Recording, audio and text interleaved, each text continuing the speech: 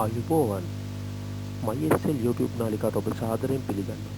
අද අපි කතා කරන්න හිතුවේ ලංකාවේ මේ දවස්වල ඉතාමත් කාලෝචිත මාතෘකාවක්. ඒ තමයි ලංකාවේ වාහන මාකට් එක.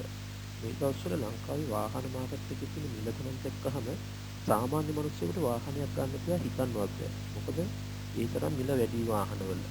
එතකොට සාමාන්‍ය මිනිස්සෙක් කොහොමද වාහනයක් පදින්නේ? හැමෝගෙම අවශ්‍යතාවයක් සහ ආසාව තමයි වාහනයක් පදින එක. ඔතකොට Tamanටම කියලා වාහනයක් ගන්න අවස්ථාවක් නැද්ද? නෑ, ඇත්තටම පුළුවන්. වාහනයක් ගන්නවා නම් හොඳම දේ තමයි පර්සනල් ඉම්පෝට් කරගන්න එක. මේ වෙලාවේ අපි සේල් එකකින් වාහනයක් ගන්නවට වඩා Tamanගේම නමට පර්සනල් ඉම්පෝට් කරගැනීමේ හැකියාව තියෙනවා. මේක ලොකු දෙයක් නෙමෙයි. ඕනම කෙනෙක්ට කරන්න පුළුවන්. Tamanගේ අතේ තියෙන මුදලට Taman කැමති ඔප්ෂන්ස් වලට අනුව වාහනයක් ගැනීමේ හැකියාව මේක අපිට තීරණය කරන්න පුළුවන්.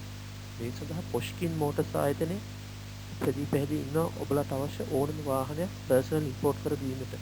ඒ සඳහා ඔබලටත් පුළුවන් මෙහි දැක්වෙන නම්බර්ස් වලට කතා කරලා අප හා සම්බන්ධ වෙන්න. ඔබට අවශ්‍ය යම්කිසි වාහනයක් තියෙනවා නම් පර්සනල් ඔබේ නමටම ගෙන්වා ගැනීමට පොෂ්කින් මෝටර්ස් ආයතනයට කතා කරන්න.